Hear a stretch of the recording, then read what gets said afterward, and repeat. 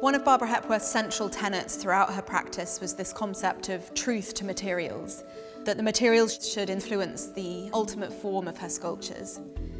Executed in 1970, here we have Bride, one of the sculptures from Barbara Hepworth's apogeal sculpture series, The Family of Man.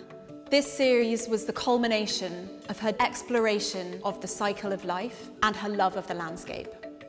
Hepworth ascribed names to the 9 pieces that make up the Family of Man series, moving through sequentially the 7 stages of life. Bride sits in the middle of the family, beautifully balanced with 3 component elements, and each generation acquires a new element as we progress through the family.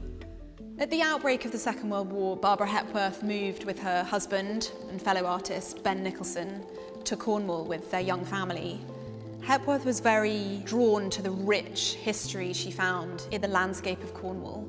Neolithic stone structures that existed for tens of thousands of years, she found both at once inspirational but also deeply familiar. Hepworth dedicated the first 2 decades of her practice to direct carving, working solely in wood and in stone. Her movement towards bronze in the 1950s really enabled her to realise her ideas on a much larger monumental scale. But here we have a wonderful sense still of Hepworth's own hand. We have these beautiful imprints of the tools which she used to create the model in plaster. Richly applied patination evokes the rugged landscape of Cornwall. The deep browns, the land, the cliffs, the stone, and the wonderful rich greens and blues with their beautiful texture, evoking the sea and imbuing the sculpture with a wonderful sense of dynamism and movement.